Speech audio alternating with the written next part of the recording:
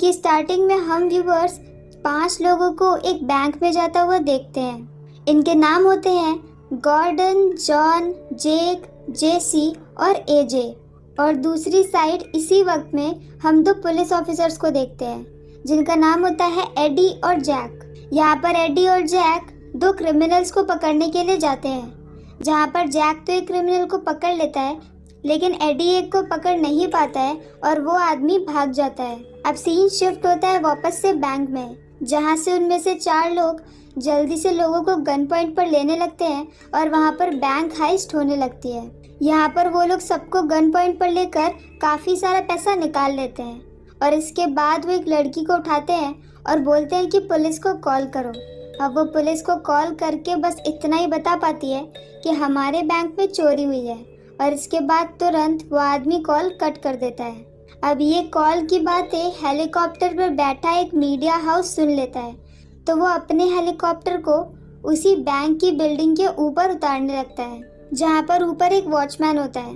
और जैसे ही चॉपर नीचे आता है वो वॉचमैन गन निकालता है और सभी लोगों को गन पॉइंट पर लेकर उसमें से निकाल देता है। असल में ये एजे होता है जो कि नकली सिक्योरिटी गार्ड बना होता है।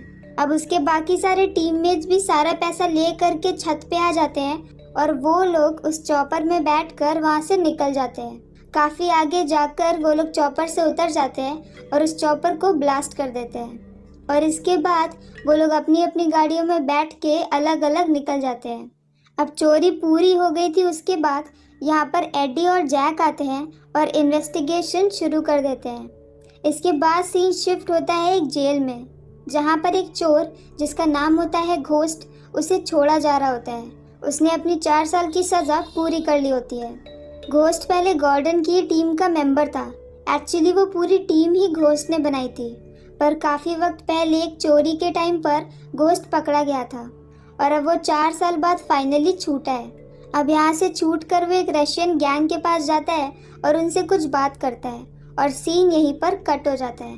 अब नेक्स्ट सीन में हम उन सभी टीममेट्स के बारे में देखते हैं। गॉर्डन की एक बहन होती है जिसका नाम होता है नायोमी। नायोमी ड्रग एडिक्ट होती है, इसलिए वो रिहैब में रहती है और गॉर्डन अपनी बहन से बहुत प्यार करता है। इसके बाद हम जेक को देखते हैं जिसकी गर्लफ्रेंड का नाम होता है लिली। लिली पहले घोस्ट की गर्लफ्रेंड थी, पर जब घोस्ट जेल चला गया तो बाद में जेक और लिली का रिलेशनशिप हो गया। जेक का भाई होता है जेसी और एजे या फिर जॉन की फैमिली या फिर ऐसा कुछ भी बताया नहीं जाता। अब नेक्स्ट सीन में हम पुलिस को देखते हैं जो कि बैंक में रिकॉर्डेड टेप्स को देख रही होती है। यहाँ पर जैक नोटिस करता है कि उनमें से एक रॉबर अपने हाथ से एक इशारा करते हुए जाता है। अब यहाँ पर इनकी इन्वेस्टिगेशन चलने लगती है। अब नेक्स्ट सीन में हम जॉन को देखते हैं, जहाँ पर जॉन के घर में घोस्ट आया होता है। वो कहता है कि वो उन लोगों के साथ एक बार फिर से काम करना चाहता है। यहाँ पर जॉन उसे बताता है कि वो लास्ट चोरी जो उसने उनके साथ की थी उसमें घोस्ट का हिस्सा अभी भी उनके पास रखा हुआ है और वो ले सकता है। तो घोस्ट कहता है कि वो उन लोगों के साथ एक बार फिर से काम करना चाहता है और इतना बोलकर वो वहाँ से चला जाता है। अब नेक्स्ट सीन में ये सारे दोस्त एक साथ इकट्ठा होते हैं, तभी यहाँ पर घोस्ट आ जाता है। वो इन लोगों को बताता है कि वो अपना हिस्सा ले लेगा और एक आखिरी चोरी वो इन सब के साथ करना चाहता है जिसमें उसे बहुत सारा पैसा मिलेगा और इसके बाद वो हमेशा के लिए वहाँ से चला जाएगा। अब क्योंकि ये चोरी बहुत बड़ी होती है और इसमें काफ़ी ज़्यादा पैसा मिलता, तो वो लोग मान जाते हैं, पर उनके पास सिर्फ 5 दिन होते हैं, जो कि एक चोरी की प्लानिंग के लिए काफ़ी कम होता है। उनका प्लान होता है एक पैसों से भरी ट्रक को लूटने का, पर गॉर्डन कहता है कि वो ट्रक हमेशा अपने रास्ते बदलती रहती है। तो इस पर घोस्ट उसे एक प्लान दिखाता है जो कि उसके आने वाले रूट का होता है। तो मतलब उन्हें पहले से पता होगा कि वो ट्रक कौन से रास्ते से जाने वाली है। गॉर्डन पूछता है कि तुम्हें ये कहाँ से मिला? तो घोस्ट कहता है कि उसने एक रशियन से इसे लिया है और इसके बदले में वो रशियन को भी थोड़े पैसे देगा। तो अब ये सब लोग मान जाते हैं और प्लानिंग शुरू कर देते हैं। दूसरी तरफ जो पुलिस होती है वो जिस बॉम्ब से उस हेलीकॉप्टर को ब्लास्ट किया गया था उसके बारे में पता कर रही होती है। उस बॉम्ब का नाम होता है C4। तो अब वो ये पता करने लगती है कि कौन कौन C4 बेचता है। दूसरी तरफ उन लोगों का प्लान तैयार हो जाता है। उनका प्लान होता है कि ट्रक के पूरे रास्ते में उन्हें एक जगह पे मौका मिलेगा जहाँ पर वो इस ट्रक को लूट सकते हैं। असल में एक रोड ऐसी होती है जिसके नीचे एक टनल बना होता है, तो उनका प्लान होता है कि वो सुरंग के नीचे जाएंगे और रोड को नीचे से ब्लास्ट कर देंगे और ट्रक से सारा पैसे चुरा के वहाँ से निकल जाएंगे। अब क्योंकि वो सुरंग होती है तो उसके रास्ते कई जगह पे खुलते हैं। इस तरह से वो लोग वहाँ से भाग जाएंगे और कोई उन्हें पकड़ भी नहीं पाएगा। पर यहाँ पर किसी को भी घोस्ट के ऊपर भरोसा नहीं होता है। उन्हें अच्छे से पता होता है कि घोस्ट उनसे रिवेंज ज़रूर लेना चाहेगा, इसलिए ऐसा हो सकता है कि इस पूरी प्लानिंग में उसका कोई दूसरा प्लान हो जिसमें वो सब लोग फंस जाएं। पर फिर भी वो इस प्लान को कंटिन्यू करते रहते हैं।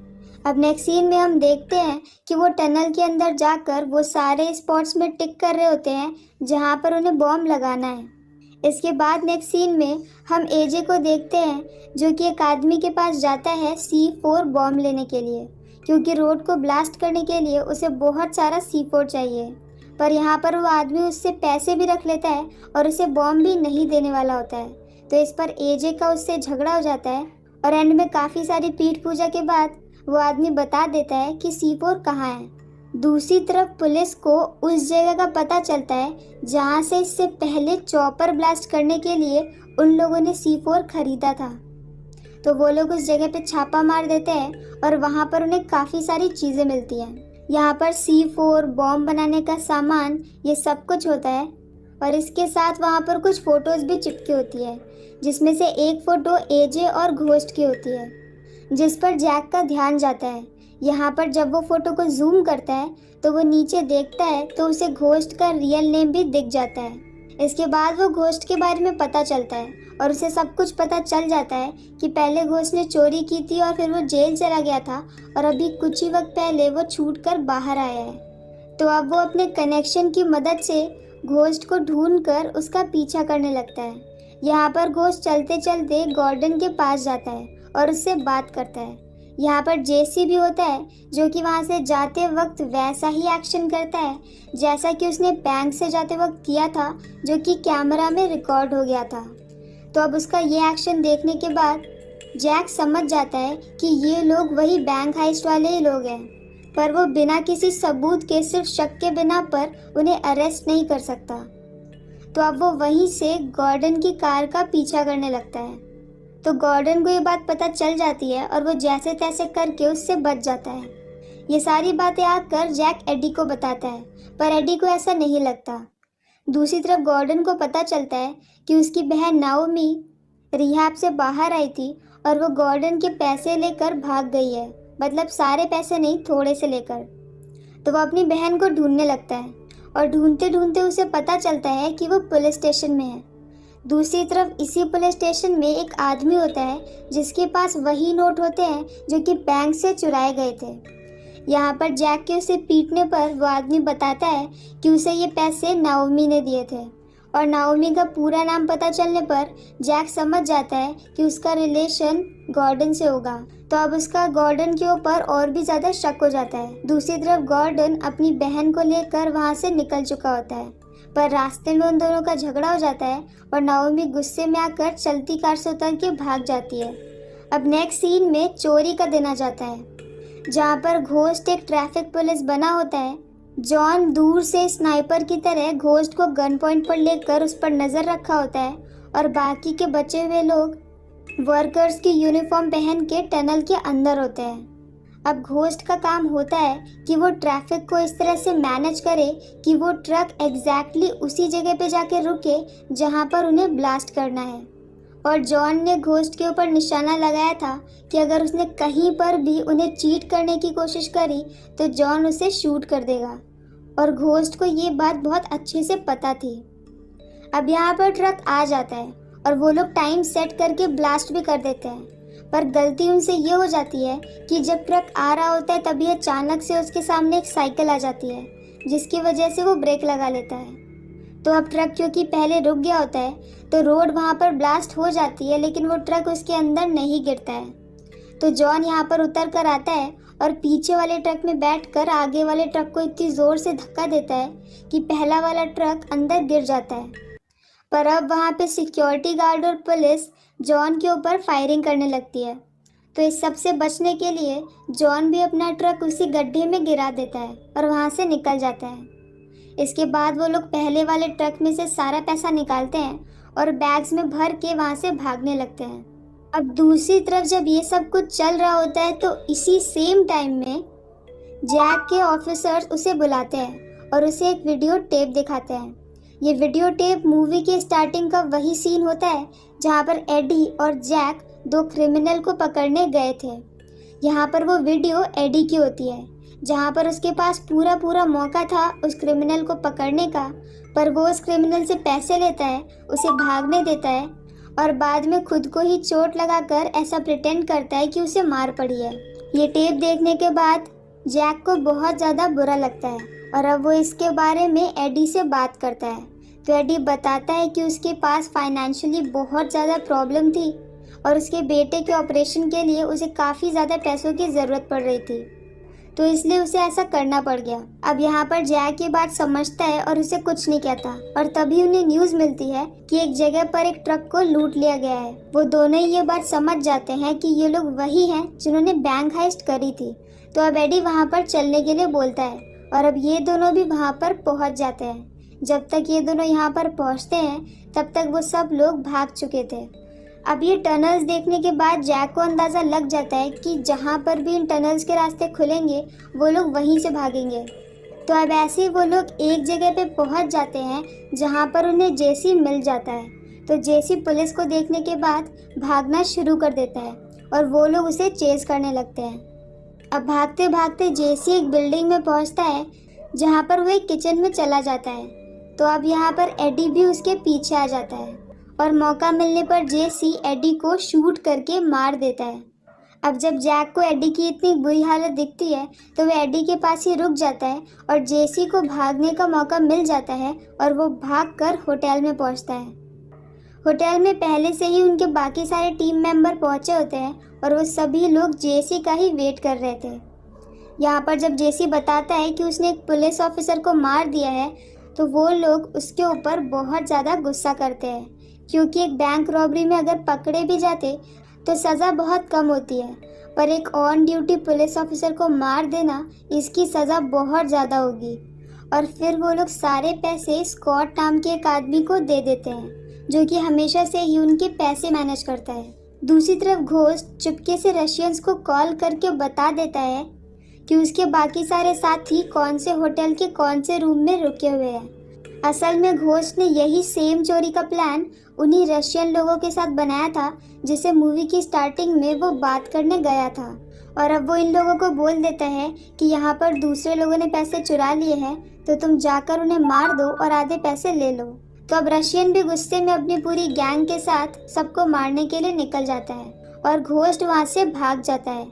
जब सबको ये बात समझ में आती है कि घोस्ट ने उन्हें चीट किया है तभी अचानक से वहाँ पर फायरिंग शुरू हो जाती है, क्योंकि रशियन अब उनके रूम के सामने थे। इस फायरिंग में एजे की डेथ हो जाती है और बाकी लोग वहाँ से अलग अलग भाग जाते हैं। जेसी और जेक जब अपने होटल में पहुँचते हैं तब वहाँ पर उन्हें लिली की डेड बॉडी मिलती है जिसे घोस्ट ने मार दिया होता है। अब तक उनके पीछे पीछे यहाँ पर पुलिस भी आ चुकी थी। तो अब वो लोग गन्स लेकर पुलिस के सामने उन्हें मारने के लिए जाते हैं, पर इतनी सारी पुलिस के सामने वो टिक नहीं पाते और उन दोनों की भी डेथ हो जाती है। दूसरी तरफ जैक गॉर्डन के घर पहुंचता है और अब गॉर्डन भी अपने फ्लैट के सामने खड़ा होता है, पर उसे इस बात का अंदाज़ा लग जाता है कि अंदर कोई और है, इसलिए वो वहाँ से भाग जाता है।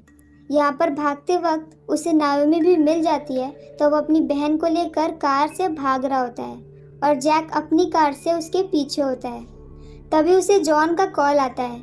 यहाँ पर जॉन बोलता है कि घोस्ट का प्लान था पूरे पैसे लेने का, तो वो यहाँ से सीधे स्कॉट के पास जाएगा जहाँ पर हमारे सारे पैसे हैं। और होता भी एग्जैक्टली यही है। जब स्कॉट अपने प्लेन में बैठा होता है तभी वहाँ पर घोस्ट आता है और उसे मार देता है और वो दोनों पैसे ले करके जाने लगता है। पर अब तक गॉर्डन भी एयरपोर्ट पर पहुँच चुका होता है और वो घोस्ट के सामने खड़ा होता है, पर अब तक यहाँ पर जैक भी आ जाता है। तो अब ये तीनों ही लोग एक दूसरे के ऊपर गन पॉइंट करके खड़े होते हैं और यहाँ पर फायरिंग शुरू हो जाती है जिसमें जैक और गॉर्डन को गोली लगती है। पर अब इससे पहले घोस्ट वहाँ से निकलता, वहाँ पर पीछे से जॉन आ जाता है और घोस्ट को शूट करके मार देता है। इसके बाद वो जैक को वहाँ पर वैसे ही छोड़कर गॉर्डन को लेकर और सारे पैसे लेकर वहाँ से निकल जाता है।